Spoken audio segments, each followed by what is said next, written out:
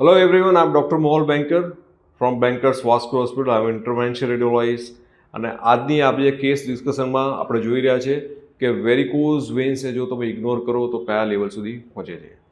એક જ પેશન્ટમાં બંને પગમાં વેરિકોઝ વેન છે અને વેરિકોઝ વેનમાં જ્યારે પણ ઇમ્પ્યોર બ્લડ પગમાં ભરી રહે છે ત્યારે ધીમે ધીમે જ્યારે સ્કિન પર લોડ પડે ત્યારે આ સ્કિન ચેન્જીસ આવા ડાઘા પડવાના શરૂ થાય. આ જે ડાઘા છે એને જો તમે ઇગ્નોર કરો તો અલ્ટિમેટલી આ અલ્સરેશન ડેવલપ થાય. આ અલ્સર એ કોમનલી વેરિકોઝ વેન્સનું જે અલ્સર છે એ એક્ઝેક્ટલી જ્યારે એન્કલ પાસે અહીંયા this is site of venous ulceration અને એની કેરેક્ટરિસ્ટિક છે આજુબાજુના જે સ્કિન છે એ તમારી બ્રાઉન ડિસ્કલરેશનમાં થઈ જશે અને એની વચ્ચે ચાંદવું પડશે. જ્યારે ધમની આર્ટરીમાં બ્લોકેજને કારણે જ્યારે અલ્સર ડેવલપ થાય છે એ તમારા પગના નીચે છેક એન્ડ પોઈન્ટ પર ટોસ પર ડેવલપ થાય છે. ડાયાબિટીક ફૂટમાં અલ્સર ડેવલપ થાય છે તો એ પગની આપણે નીચેના પોર્શનમાં ડોર્સલ પોર્શનમાં થતું હોય છે. જ્યારે ડાયાબિટીક પેશન્ટમાં અલ્સર ડેવલપ થાય છે તો એ પ્રેશરને કારણે પગની નીચેના પોર્શનમાં થતું હોય છે.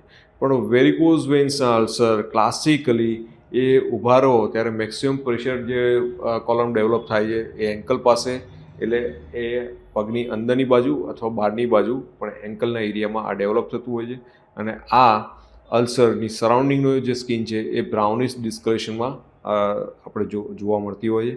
સો this a classical Venus ulcer.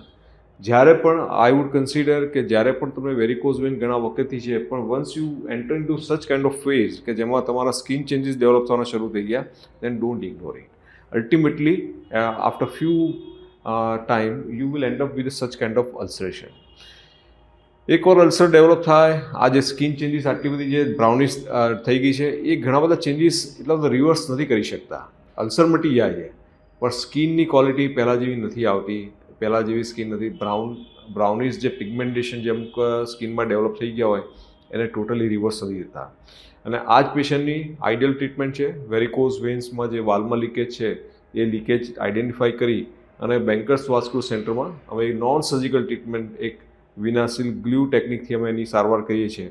એ કરીએ તો આ જે અલ્સરેશન છે એ અલ્સર વગર કોઈ પણ સ્કિન ગ્રાફ્ટિંગ કે આ તે કર્યા સિવાય એ મટી જાય છે. એનું કારણ એ છે કે ત્યાં શુદ્ધ લોહી પહોંચતું થઈ જાય. શુદ્ધ લોહી જેવું પહોંચે એટલે તરત જ ચામડી છે એ હિલિંગ પ્રોસેસમાં આવી જાય અને આ બધી વસ્તુ કોઈ પણ સર્જરી ટાંકા વગર કરી શકીએ. સો યાદ રાખો, જ્યારે પણ વેરિકોઝ વેન્સથી તમે હેરાન થતા હો અને સ્કિનમાં આવા પિગમેન્ટેશન શરૂ થઈ જાય then don't ignore it. Consult any intervention radiologist or come to Bankers Vasco hospital અને એની યોગ્ય સમયે સારવાર કરાવશો તો તમારે હેરાન થવાની શક્યતા ઓછી થઈ જાય. Thank you so much.